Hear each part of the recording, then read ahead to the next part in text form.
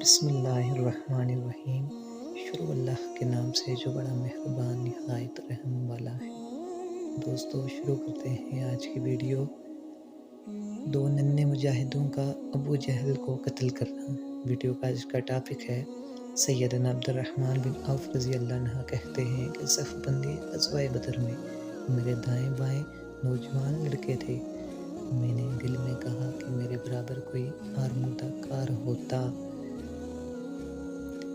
دونوں نوجوان معاذ رضی اللہ عنہ اور معوذ رضی اللہ عنہ تھے۔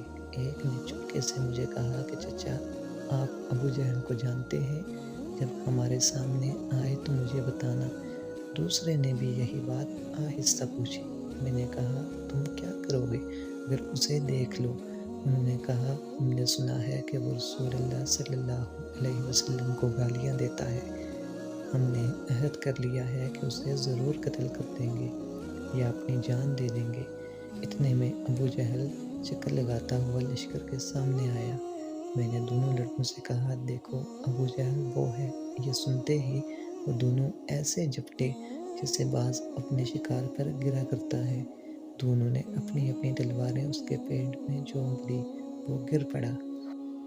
جان توڑ رہا تھا کہ ابن مسعود رضی اللہ عنہ بھی پہنچ گئے۔ انہوں نے اس کی چھاتی پر پاؤں رکھ کر سر کاٹا اور داڑھی سے پکڑ کر سر اٹھا لیا۔ آپ صلی اللہ علیہ وسلم نے آپ کی خدمات کو منظور فرمایا۔